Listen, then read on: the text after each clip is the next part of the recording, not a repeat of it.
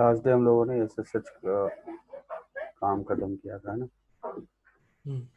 SSH इसके बारे में समझे थे और इसकी कुछ कॉन्फ़िगरेशन मतलब एसएसएच की कॉन्फ़िगरेशन फाइल के बारे में कुछ बचा हुआ था, है ना।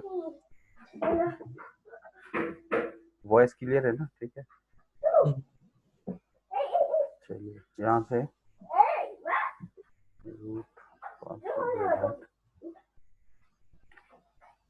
यहाँ पर आपका open the terminal,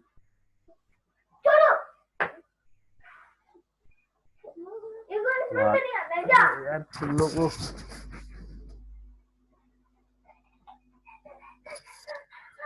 IF configure करके हमने आईपी चेक कर लिया, ठीक है। ये हमारा आईपी एड्रेस होगी। उसके बाद दूसरी ये मशीन होगी हमारी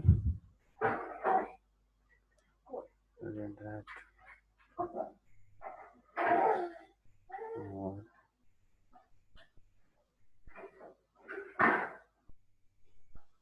वहाँ से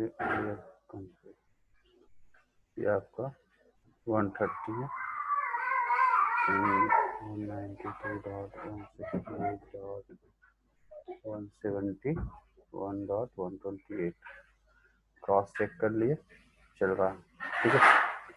अभी हम लोगों को यहाँ पर करना क्या है, मेन यहाँ पर configuration use main config file of SSH,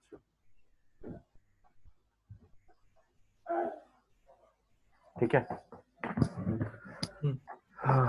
तो यह इसकी जो कॉन्फ़िगरेशन फाइल, इससे पहले हम लोग यहाँ पर /home करके देख लो, हमारे पास सुजान है, स्टड है, बहुत सारे यूजर्स ऑलरेडी हमारे पास बने हुए हैं। अब आप यहाँ पर चाह रहे हो, जैसे मैंने यहाँ पर डाला etc के अंदर SSH के अंदर ssd_config, ठीक है। यहाँ पर आ करके और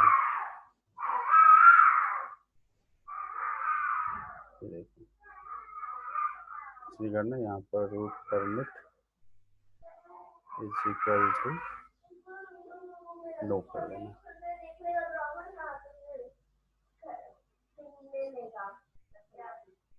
ना permit root login is equal to no, ठीक है। उसके बाद save and exit, and now system ctl restart. मतलब क्या कर क्या रहे, मैं समझा नहीं अभी। यहाँ पर हेडिंग में दे देता हूँ block root login remote login, root login को ब्लॉक करना है ना रिमोटली, ठीक है, ठीक है। पर हम तो रूट से ही लॉगिन है, फिर रूट कैसे करें? रूट से लॉगिन है मतलब ये तो मेरा मेन मशीन है ना। अब अगर हम यहाँ से अगर ऐसे लिखें SSH रूट @of 192.168, यहाँ पर पासवर्ड डाल दिया, रॉड लॉगिन हो गए ना रूट से, ठीक है। अब हम बाहर हो गए यहाँ से, है ना। अब मैं नहीं चाहता कि कोई भी मशीन मेरा रूट से लॉगिन करे, है ना। तो इसके लिए हम लोग इसके कॉन्फ़िगरेशन फाइल में गए और यहाँ पर permit root login is equal to हमने कर दिया सिर्फ नो, ठीक है। ये पैरामीटर पास कर दिया, यहाँ से सेव एंड एग्जिट। उसके बाद तो system ctl restart SSHD service restart कर दिए, है ना। और इसका स्टेटस चेक कर लो, इनेबल्ड है, रिस्टार्ट कर ही दिए तो अपडेट हो गया। अब आप यहाँ से दोबारा SSH कीजिए, ठीक है, अभी पासवर्ड डालते हैं। लॉगिन हुआ? नहीं। बंद हो गया ना? राइट। तो ये मेन है कि हम नहीं चाहते कि हाँ हमारे मशीन को कोई भी बंदा रूट से एक्सेस करे। वो जब भी एक्सेस करे कोई दूसरा अकाउंट लेते हैं, जैसे हमारे पास स्टार्ट था, स्टार्ट पासवर्ड हमने डाल दिया, ठीक है, start@सर्वर इतना एलएस। देखो दूसरे अकाउंट से हम लॉगिन हो रहे, काम कर रहे हैं, कोई दिक्कत नहीं। समझ में आई बात? तो हम सुपर यूजर को राइट्स नहीं देना चाहते हैं। अब दूसरा इसमें एक कंडीशन आता है,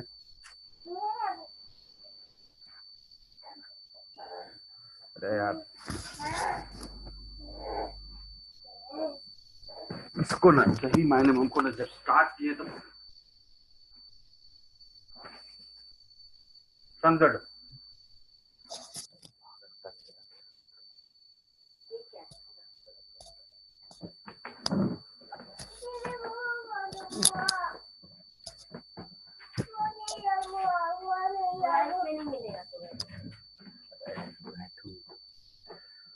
यहाँ पर ये फंडा कंसेप्ट क्लियर हुआ ना निखिल? हाँ ठीक है सर। अब दूसरा कंसेप्ट इसमें आता है कि जैसे मैंने रूट को तो बंद कर ही दिया, अब मैं यहाँ पर कुछ पर्टिकुलर यूजर को अलाउ करना चाहता हूँ और किसी को डिनाई करना चाहता हूँ, ठीक है? ठीक है। तो मैंने यहाँ पर etc के अंदर sshd अंडरस्कोर config में गया, ठीक है, यहाँ से इंसर्ट करूँगा। यहीं पे देखो लॉगिन सेक्शन के अंदर ये दो पैरामीटर आप पास करते हो, यहाँ से डिलीट और ये डिनाई। तो मैंने यहाँ पर सिर्फ स्टार्ट को मैंने अलाउ किया है और डेवऑप्स को मैंने डिनाई कर दिया। मतलब डेवऑप्स यूजर से भी आप कोई रिमोट एक्सेस नहीं कर सकते और स्टार्ट यूजर से सिर्फ एक्सेस होगा, उसके अलावा किसी से नहीं होगा। समझ में आई बात? ठीक है सर। और इसी तरह से अगर एक से ज्यादा यूजर जैसे देना चाहते हो तो कॉमा दे करके आप कंटिन्यू यूजर का नाम लिखते रहो, जैसे start comma start 1 comma start 2 comma. लेकिन अगर हम हैशटैग जो हमने हैश लगाया था वो हटाया क्यों सर? लेकिन वो तो वही रहता है, तब भी स्टार्ट को करने देता ना। हैशटैग का मतलब होता है ब्लॉक कर देना, मतलब वो लाइन कमेंटेड है, वो लाइन काम नहीं कर रहा है वो, ठीक है? अगर यहाँ से हैशटैग नहीं हटाएंगे तो काम नहीं करेगा वो, तो कमेंट हटाना पड़ता है। ये अगर आपने ऐसे डाल दिया ना तो मैंने ये लाइन ब्लॉक कर दिया, इसका मतलब हुआ वो लाइन ब्लॉक हो गई। हैशटैग हटा दिए मतलब वो लाइन अनब्लॉक हो गया, अब वो एक्टिव हो गया, मतलब अब वो काम करेगा। क्लियर है वर्ड? ठीक है सर। ठीक है, ये हमेशा याद रखना, कभी भी वीआई एडिटर के अंदर कोई भी कॉन्फ़िगरेशन फाइल लोगे तो उसके अंदर की लाइन को डिलीट मत करो। आप नहीं जरूरत है, इस लाइन की मुझे जरूरत नहीं है, आप उसको डिलीट मत करना, उसके आगे हैज लगा देना, वो अपने आप काम करना बंद कर देगा। फ्यूचर में कभी जरूरत पड़े तो फिर उसको यूज कर लो, हैज टैग हटा दो, है ना? अगर डिलीट कर दोगे तो पूरा का पूरा कंटेंट ही खत्म हो जाएगा। तो फ्यूचर में अगर जरूरत पड़ा तो फिर ढूंढना मुश्किल हो जाता है ना? तो अभी इसको सेव करके यहाँ से बाहर आ गए और फिर सर्विस को स्टार्ट कर दो। अब ये हो गया, अब दूसरी तरफ जाके चेक कर लो।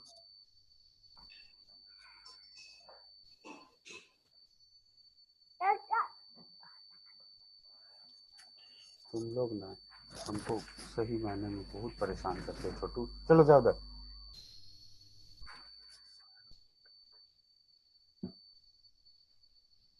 ठीक है, यहाँ से अब यहाँ पर स्टार्ट से तो जैसे लॉगिन हो गए थे, अभी हम यहाँ पर डेवऑप्स से करके दिखाते हैं। ठीक है, नहीं होगा यहाँ पर पासवर्ड, ये भी लॉगिन ब्लॉक हो गया, है ना?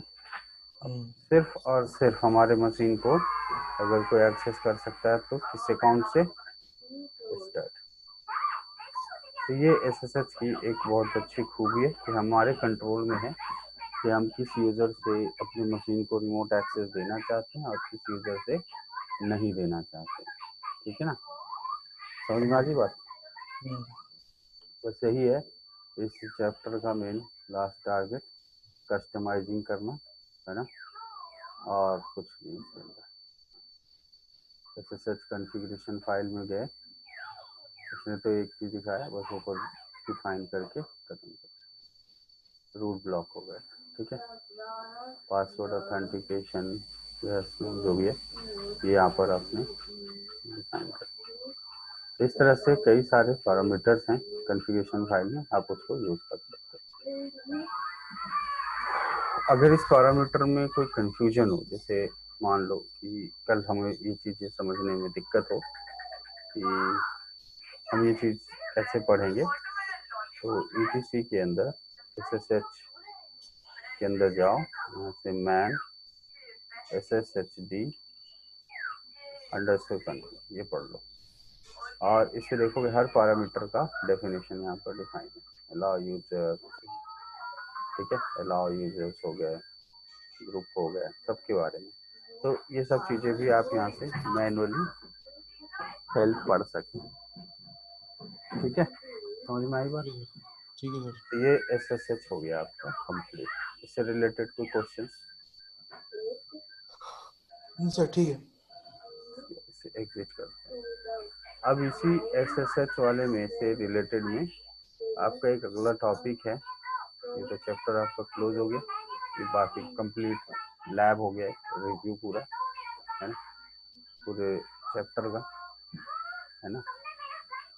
अब इसमें जो नेक्स्ट है उसी से रिलेटेड आपका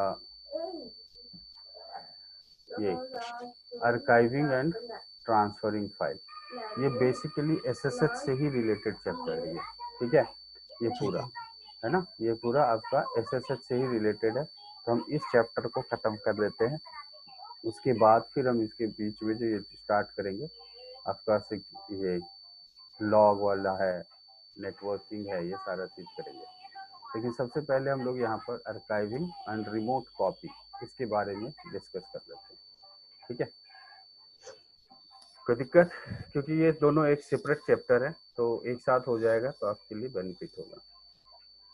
करते हैं? ठीक है सर। चलिए, यहाँ से हम लोग नेक्स्ट समझते हैं VIM रिमोट कॉपी। यहाँ पर एक कमांड आता है SCP। SCP का इसका काम क्या है? इसका काम है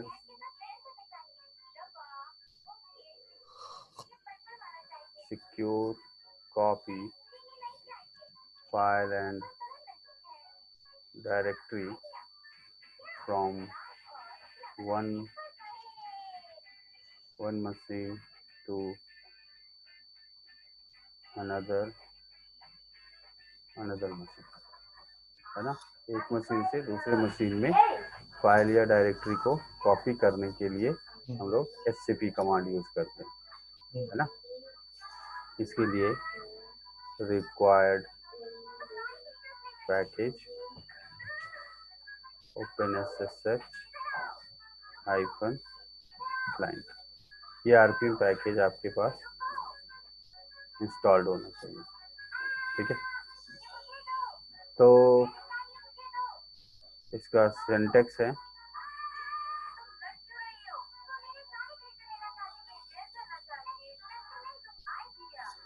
SCP -RV फिर source address and destination address में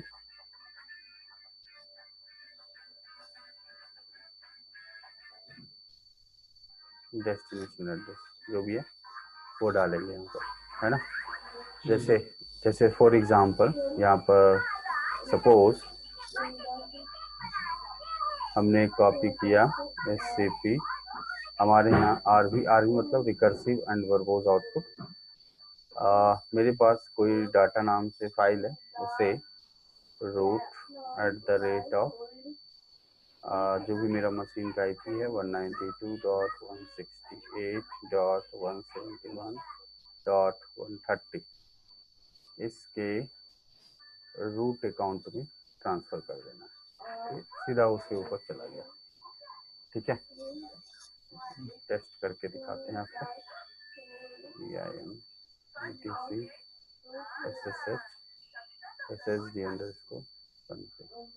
इसमें सबसे पहले तो आप रूट को परमिट करो पहले, ठीक है, और इन सारे यूजर्स को कमेंट कर दो।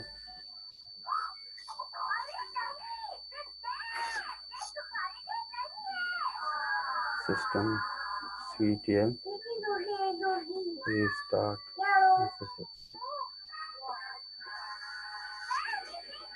देखिए यहाँ पर ये देखो रिमोट कॉपी नाम से फाइल है ना, ये फाइल मैं अपने इस मशीन में भेजता हूँ।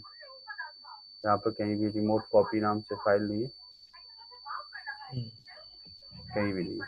ठीक है, तो मैंने इसको बोला SCP-RV space remote copy send on root at the rate of 192.168.171.130। इस मशीन पे जाना है और इस मशीन के जिस फोल्डर पे भेजना है उस फोल्डर पे। तो ये जरूरी नहीं है कि आप रूट पे भेजो, आपकी मर्जी, जिस डायरेक्टरी में चाहो उस डायरेक्टरी का पाथ बता दो। ये लो, ट्रांसफर हो गया।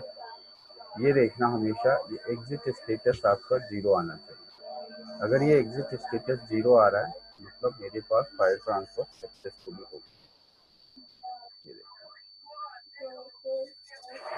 सही है,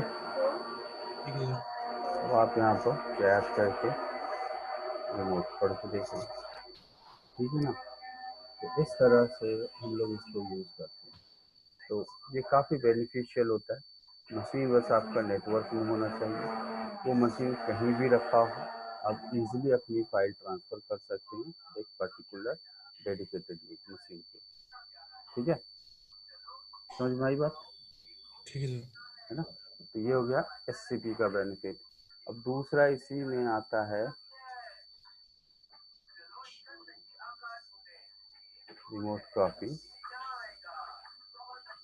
दूसरा कमांड इसमें एक आता है आपका rsync।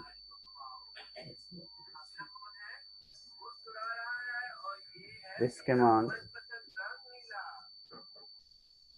is also copy file and directory from one machine to another machine. This command is also copy file and directory from one machine to another machine, but this says append the file, not overwrite.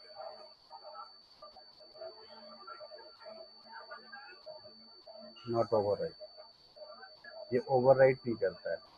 ठीक है, rsync क्या करेगा, जो भी है जैसे पहले से फाइल में कुछ लिखा हुआ था वो पहले से जो लिखा हुआ है उसको एज इट इज छोड़ देगा, उसको कुछ नहीं करेगा, उसके ऊपर ओवरराइटिंग नहीं करेगा।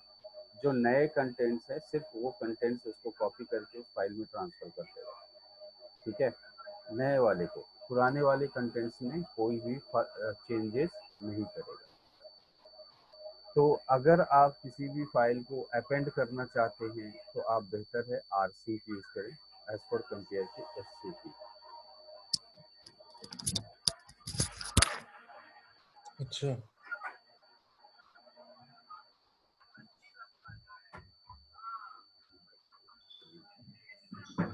अरे यार इसकी चार्ज भी खत्म है।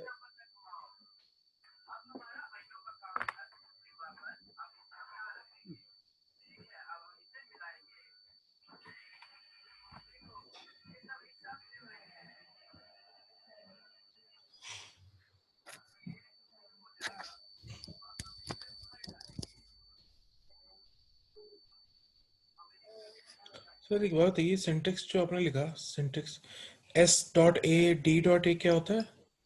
एक मिनट निखिल, एक्चुअली चार्ज खत्म हो रहा था, चार्ज लगा रहे थे बस। हाँ बताइए निखिल, कुछ बोल रहे थे आप। तो मैं कह रहा था ये जो आपने लिखा था ना सिंटेक्स में SCP और स्पेस -RV फिर ब्रैकेट में SADA, SA फॉर TA का मतलब सर? SA मतलब सोर्स एड्रेस, DA मतलब डेस्टिनेशन एड्रेस। अच्छा ठीक है। जैसे यहाँ पर ये हो गया मेरा डेटा, ये मेरा सोर्स एड्रेस हुआ, यूजर नेम @दिस, ये पूरा मेरा डेस्टिनेशन एड्रेस हो गया। यहाँ R का मतलब रिकर्सिव, V मतलब वर्बोज आउटपुट, ठीक है। और यहाँ पर rsync कमांड का काम क्या कर रहा है, ये भी सेम SCP जैसे काम करता है, वैसे ही करेगा, लेकिन SCP क्या है, ओवरराइट करेगा। मतलब अगर हम दोबारा सेम फाइल को कॉपी करेंगे ना रिमोटली, तो पहले वाले पुराने कंटेंट्स को भी उसमें कॉपी करेगा, उसके बाद नए को कॉपी करेगा। बट अगर हम rsync से कॉपी करेंगे, तो ये जितने भी पहले से ऑलरेडी डेटा है फाइल में, रिमोट मशीन में, उसको इग्नोर कर देगा, सिर्फ नए डेटा को यहाँ पर वहाँ पर कॉपी कर देगा, ट्रांसफर कर देगा। तो इसीलिए इसको बोला जाता है अपेंड द फाइल, है ना। फाइल को अपेंड करेगा, ओवरराइट नहीं करेगा, नॉट ओवरराइट। बस यही अंतर है इनमें, और कुछ नहीं, ठीक है। जैसे देखो मैं यहाँ पर एक एग्जांपल में दिखाता हूँ। मैंने यहाँ लिखा rsync space -AV remote copy space root @ 192.168.171.130 था ना मशीन का IP के अंदर रूट में, है ना। अब वहाँ पर ऑलरेडी वो फाइल तो रखी हुई है ही। यहाँ से जैसे इंटर मारोगे, देखो यहाँ पर क्या बोला, सेंडिंग इंक्रीमेंटल। इंक्रीमेंटल का मतलब कि जो पहले से डेटा है वो एज इट इज है, अब नई डेटा भेजा, तो सेंड डेटा इतना, रिसीव डेटा मात्र 41 बाइट। तो यानी 400 बाइट पहले से था, 41 बाइट को इसने रिसीव किया, दैट्स ऑल, है ना। अब यहाँ से देख लो,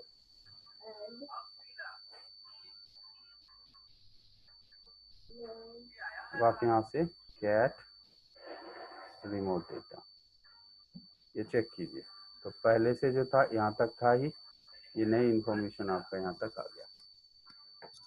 समझ में आ रही है? ठीक है सर। है ना।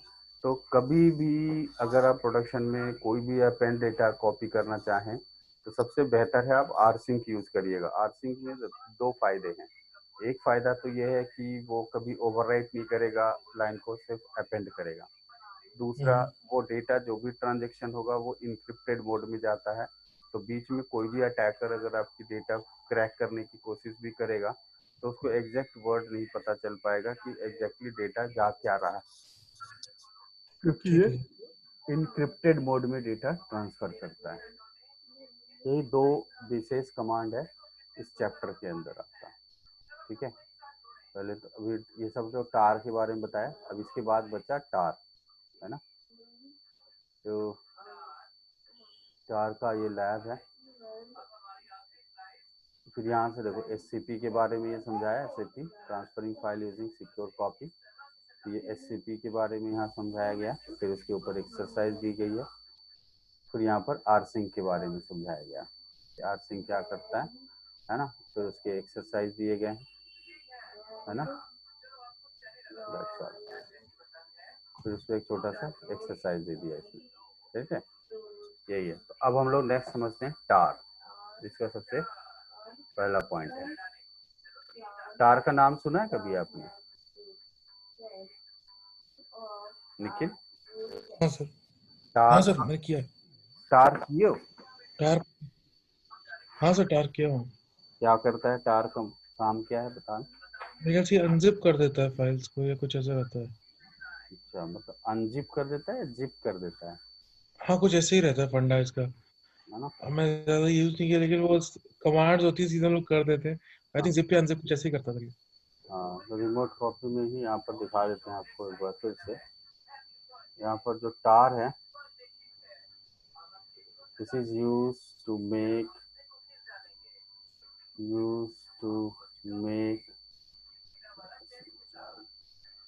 archive फाइल, ठीक है, ये एक archive फाइल बनाता है. This is make a simple backup file and Linux.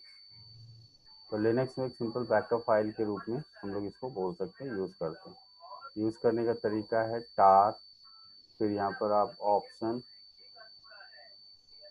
Option के बाद टार फाइल,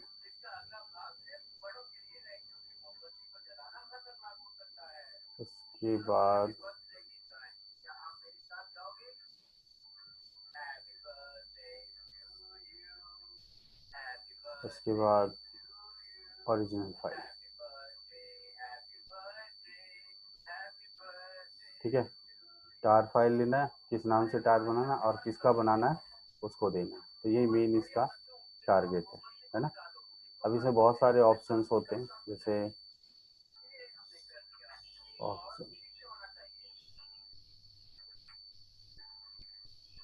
ऑप्शन में जैसे है -c, मतलब क्या हो गया, create tar file -v verbose output -f give new name of archive. ठीक है, -r create archive with recursive, create tar with recursive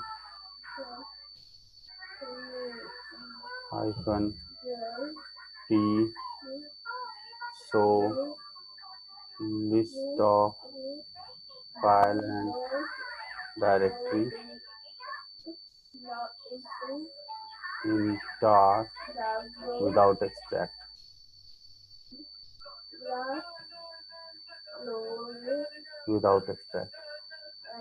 ठीक है, -x extract tar file. More options you can read.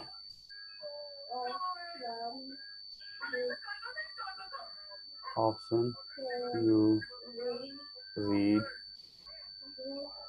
man tar. Man से लेकर टार लिखिएगा तो अपने आप इसका पूरा डिटेल ऑप्शन आपको दिखा देगा. वैसे इसके बुक्स में भी आपके बहुत सारे ऑप्शंस लिखे गए हैं, है ना. यहाँ साफ लिख रहा है आर्काइविंग फाइल है ये एक तरह से. यहाँ पर सारे मल्टीपल ऑप्शंस जो यूज करते हैं हम लोग यहाँ पर दिया गया है, कुछ लिमिटेड, बट इसमें ऑप्शंस की कमी नहीं है. ऑप्शन आप जितना चाहें उतना पढ़िए.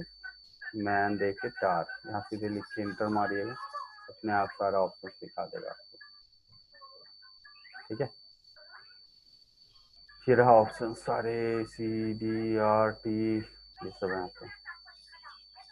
अब यहाँ पर जैसे मुझे कोई टार फाइल बनाना है तो कैसे बनाओगे, सीधे देख लीजिए. यहाँ पर कोई टार नहीं है आपके पास, मैंने लिखा टार -cvf bsc के बैक डॉट टार के नाम से आपने बनाया इसका etc पासवर्ड फाइल का. ठीक है, तो etc के अंदर पासवर्ड फाइल है, उसका एक बैकअप फाइल बनाकर कहाँ रख दिया, इस टार के अंदर. ये हेलो, हाँ हेलो, आवाज आ रही है. हाँ निखिल, हेलो हेलो.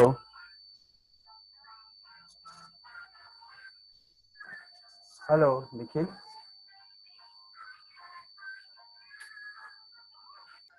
हाँ, तो यहाँ पर टार -cvf कर रहे थे. हाँ, टार -cvf से क्रिएट किया था बैकअप डॉट टार के नाम से. इसके अंदर etc पासवर्ड नाम की फाइल इसके अंदर स्टोर हो गया. जब ls किए, ls करने के बाद देखो यहाँ पर अपने आप आ गया बैकअप डॉट टार, ये जनरेट हो गया. अब इसमें अगर देखना चाहते हो तो आप टार -pvf cvf स्पेस बैकअप, ये करके चेक कर लो। देखो etc पासवर्ड फाइल इसके अंदर। अब इसी में दोबारा मान लो लेना चाहते हो, रिकर्सिव rvf है ना, बैकअप, इसमें etc मान लो मैंने shadow डाल दिया, तो shadow डाल दो। etc के अंदर ग्रुप है, ग्रुप भी डाल दिया। अब आप यहाँ पर tvf करके देखो, तो ये देखो एक ही फाइल में आपने मल्टीपल डायरेक्ट फाइल को कॉपी कर दिया आर्काइविंग मोड में। समझ रहे बात को? तो ये होता है हमारा tar का बेनिफिट।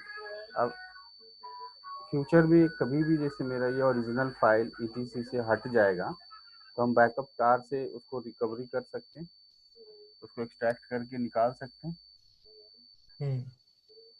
यही होता है ना इसका काम, है ना।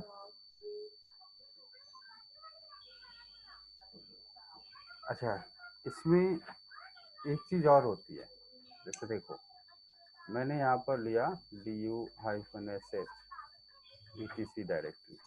etc कितने साइज का है? 29 MB, 29 MB के करीब, है ना। अगर मैं यहाँ पर लिखूं tar-cvf,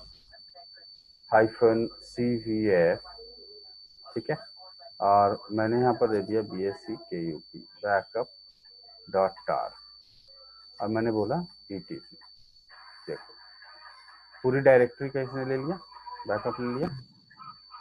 अब यहाँ पर du-sh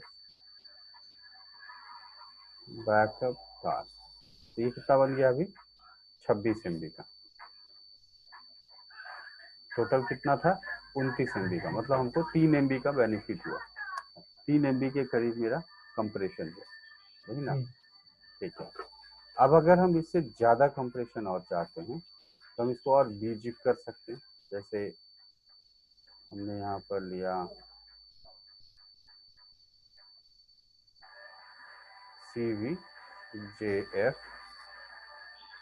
यहाँ पर बैकअप 1.tar.bj2, यहाँ पर नाम दे दिया हमने बैकअप 1, ठीक है, cvj लगा दिया, j मतलब बीजिप कंप्रेशन, मतलब जो नॉर्मल कंप्रेशन होते हैं ना, उससे अप्रोक्सीमेटली 70% ज्यादा फाइल को और कंप्रेस करेगा और मतलब छोटा कर देगा। ये देखो बीजिप लगा दिया हमने, ठीक है। अब एलएस करो, अब यहाँ पर du-sh बैकअप,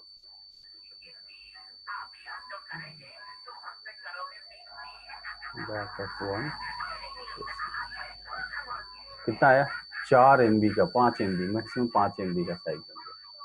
कहाँ 29 MB की फाइल थी और कंप्रेस होके ये 5 MB की हो गई, तो काफी हाई कंप्रेशन हुआ ये, है ना। अब इसको हम लोग इजीली कहीं भी फाइल ट्रांसफर करेंगे तो एक साथ थोड़ा सा कम बैंडविड्थ के साथ फाइल ट्रांसफर होगा कि नहीं होगा? जल्दी हो जाएगा और हमारा एक भी डेटा लॉस नहीं होगा। करेक्ट है वर्ड? ठीक है ना। तो ये इसका एक बहुत बड़ा बेनिफिट होता है, और इससे एक क्वेश्चन आपका ये आता है एग्जाम में कंप्रेस करने के लिए, है ना। अच्छा वो एक फाइल का नाम बता देगा कि हाँ ये फाइल है, इसको कंप्रेस करके इस नाम से कंप्रेस कीजिए, ठीक है, सब कुछ बता देता है, बस खाली सिंटेक्स आपको ध्यान रखना है। अब यहाँ ठीक पर है एक बात है, अब मान लो इसको मुझे एक्सट्रैक्ट करना है, तो एक्सट्रैक्ट कैसे करोगे? मान लीजिए इस बैकअप डॉट tar को मुझे एक्सट्रैक्ट करना है, तो कैसे एक्सट्रैक्ट करेंगे? आप यूज किए हो एक्सट्रैक्ट? यूज किए आप? एक्सट्रैक्ट हाँ थोड़ा बहुत सर, ज्यादा नहीं। कैसे करते हैं? जीजिप या अनजिप, वही कैसे? जीजिप अनजिप तो वो ठीक है, वो अलग है, वो तो सेपरेट हो गया जीजिप अनजिप। अगर टार के साथ है तो जैसे जिप से किए होते तो जी अनजिप कर देते, जी जिप से करते तो बी अनजिप कर देते, है ना। लेकिन हमने तो टार से कंप्रेस किया है, तो टार से करेंगे तो उसको एक्सट्रैक्ट करने के लिए क्या करना होगा? हमें यहाँ लिखना पड़ेगा टार -xvf, x का मतलब होता है एक्सट्रैक्ट, ठीक है, बैकअप बैक डॉट tar, ये लो एंटर मार दिया। अब यहाँ पर ls करो, देखो यहाँ पर etc नाम से डायरेक्टरी आ गई ना। ठीक है अब सर। इसके अंदर ही सब कुछ है मेरा, ये रहा। या नहीं तो अगर हम कहीं मान लो कि कोई एक डायरेक्टरी है, सपोज हमारा यहाँ पर गूगल, ये मेरा गूगल डायरेक्टरी है, मैंने देखा ls गूगल, यहाँ कुछ भी नहीं है, मैंने लिखा tar -xef back.tar है ना, स्पेस माइनस कैपिटल C और मैंने बोला गूगल। तो ये कहाँ एक्सट्रैक्ट होकर चला गया, गूगल के पास, गूगल के अंदर आ गया। तो आप जहाँ भी चाहें वो इस तरह से आप इंडिकेशन दे करके C कैरेक्टर के साथ उसको एक्सट्रैक्ट कर सकते हैं, है ना। ये काफ़ी यूजफुल कमांड है आपका tar। ये सारी चीज़ें ही आपके लिए बेनिफिशियल, यही देखो आपका लिखा हुआ है इसमें, R है, एक्सट्रैक्ट है, यहाँ पर सारे ऑप्शन दिए गए है ना। तो लिस्ट करके देखा गया इसमें, अलग अलग फाइल का tar बना करके इसमें दिखाया है। यहाँ पर bzip gzip के साथ कंप्रेशन, जैसे मैंने bzip के साथ किया था तो j लगाया था यहाँ पर, है ना। ठीक है। यहाँ पर bzip के साथ किया था तो यहाँ पर j लगाया था, अगर यहाँ gzip लगाते तो यहाँ पर z लगाना पड़ता है ना, z। ये सारे ऑप्शंस हैं।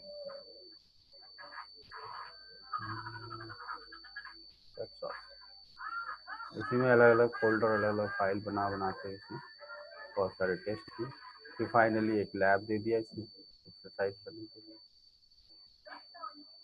है ना।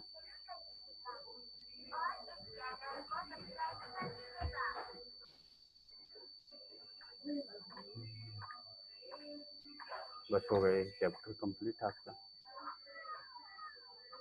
ठीक है, तो स्टार में कोई सवाल कुछ पूछना चाहो तो पूछ सकते हो रिलेटेड ऑफ स्टार। नहीं अभी तो नहीं, ठीक है, नहीं अभी तो नहीं है, देख उसको। हाँ जी, ओके चलिए।